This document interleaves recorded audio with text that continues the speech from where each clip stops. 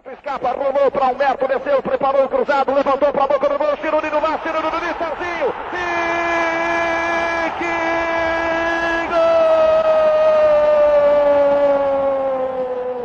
gol! Domina Kleber, lá pela ponta esquerda do campo do Morumbi, faz o cruzamento para a área, subiu Moraes! Gol!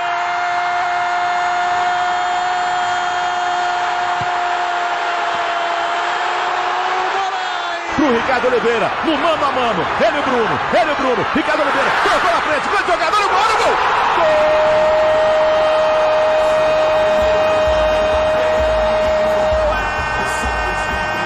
É do Santos! Alô, amigos do Urbano, começa agora mais um episódio da série Memórias do Paulistão, episódio número 3. Eu sou o Vinícius Cabral, estou aqui com o Fernando Ribeiro. Fala, Fernando, tudo bem? Vini, tudo muito, muito bem. E preparados para... A tecnologia nos traiu, senhores. A tecnologia... Ai, meu Deus. Eu e a tecnologia nos traímos. Preparados para relembrar, voltar muito no tempo, Vini. Hoje voltemos até 1913, os primeiros passos do Santos no Campeonato Paulista, né, Vini? 2 anos de pandemia, eu não aprendi a apertar o REC na hora de gravar o episódio. Essa série é Memórias do Paulistão, como vocês já sabem, a gente fala sobre passagens marcantes do Peixe no Campeonato Paulista, né? Campeonato que a gente preza muito. E dessa vez a gente vai falar do Paulistão de 1913, que foi realizado pouquinho depois de um ano da fundação do Santos. O Santos entrava pela primeira vez em campo para uma partida da principal competição da época, que era o Paulistão, o Campeonato Paulista. Isso, Vini. A admissão do Santos na Associação Paulista de Esportes Atléticos, a APEA, surpreendeu muita gente.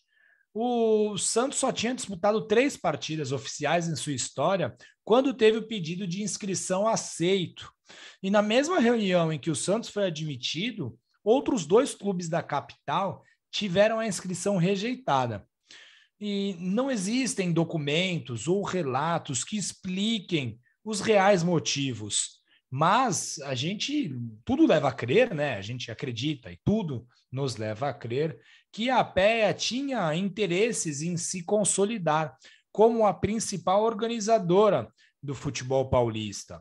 Temos que lembrar que naquela época 3, 4 clubes se juntavam, formavam uma associação, não tinha o monopólio que existe hoje, com Federação Paulista, com FIFA, com CBF, e afins. Então a APEA tinha um interesse em se consolidar, né, como a principal, até para tentar se tornar a única e expandir o campeonato para outras cidades, né? A APEA tinha a atuação dela majoritariamente em São Paulo, na capital, e expandir para outras cidades poderia ajudar muito nesse processo. E Santos, a cidade de Santos, era uma cidade que enriquecia muito pelo intenso movimento portuário, e o Santos Futebol Clube foi fundado e formado pela elite local, né, da elite da cidade de Santos. E essas 2 peças, a cidade de Santos e o time do Santos, seriam fundamentais neste processo de tentar crescer da APEA. O campeonato começou dia 6 de abril de 1913 e a admissão do Santos na competição aconteceu depois dessa data. Ou seja, o futebol brasileiro sempre foi confuso. Não é uma dádiva e não é algo dos nossos tempos.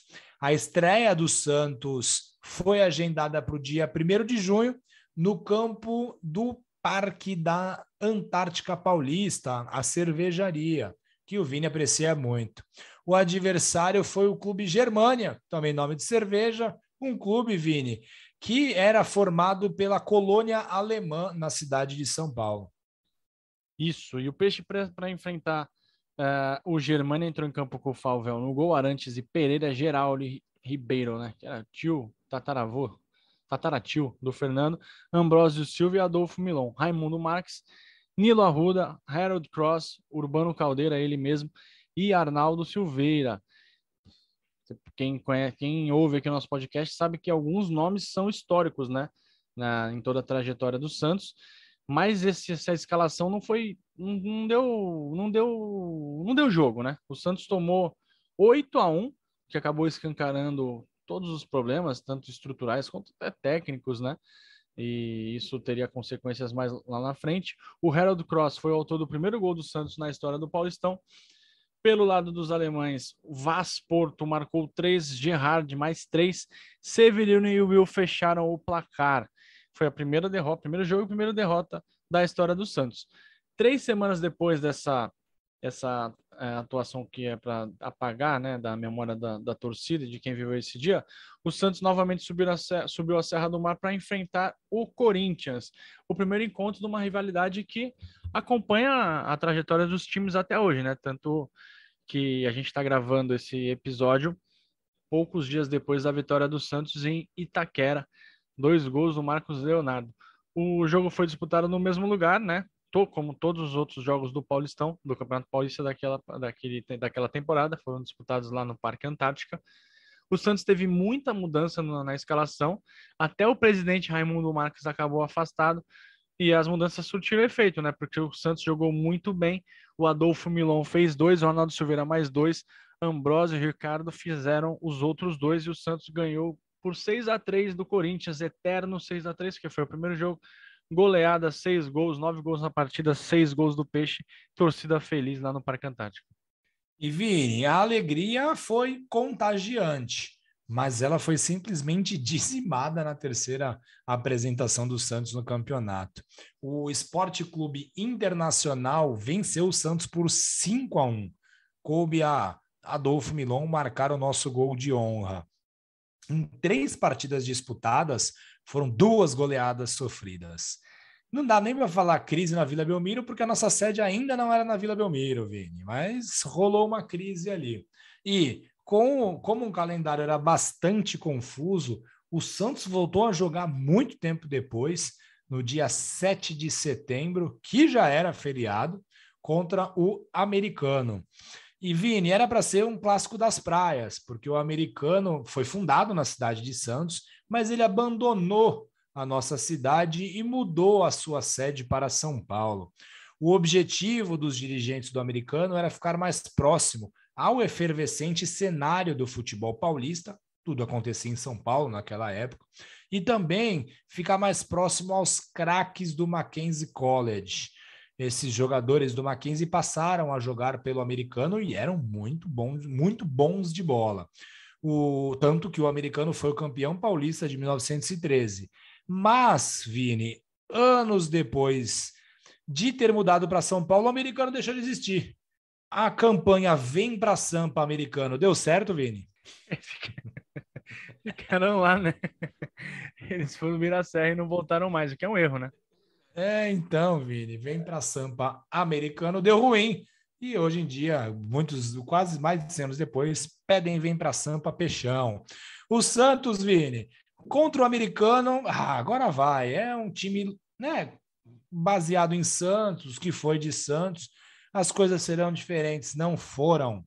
6-1 para o Americano, mais uma goleada sofrida pelo Peixe. O Arnaldo Silveira, o miúdo, um dos principais jogadores da história do Santos, no início da fundação, no início da formação do Santos, fez o gol de honra alvinegro.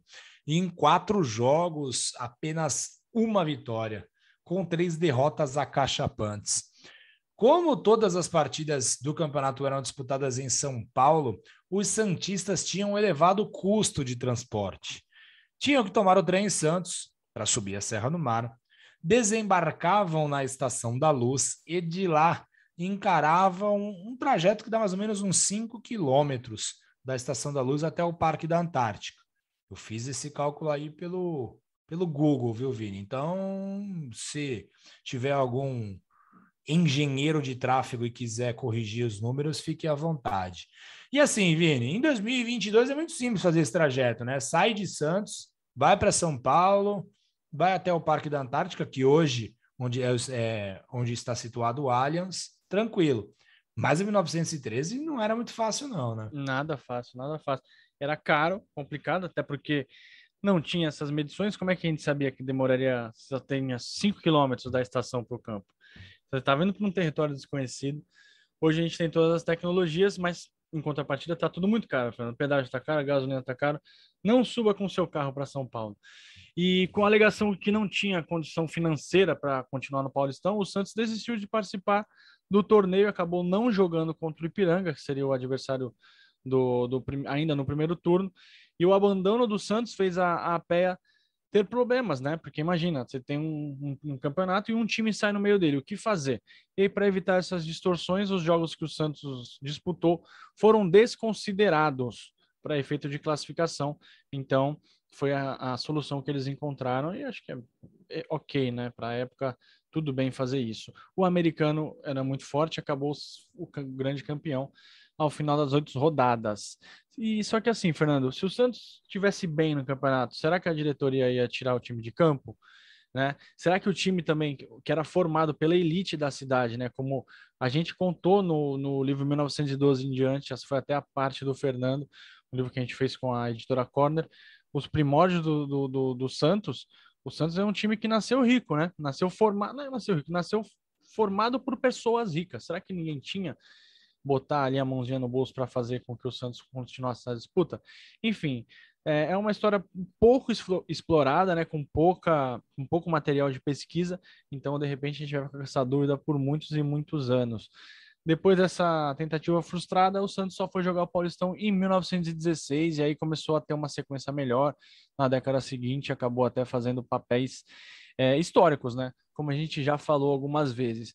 E, Fernando, já que a gente falou de um livro, do 1912, vale a pena falar também do livro Um Coringa Entre Reis, que é a biografia do Coringa Lima, escrita por mim e por você, que também está à venda no site da Corner, clubecorner.com.br, e quem entrar no site da Corner e quiser comprar o livro tem 10% de desconto com o cupom Amigos do Urbano até o próximo dia 15. Vale a pena, né, Fernando, ler esse livro, porque a história do Coringa é fantástica.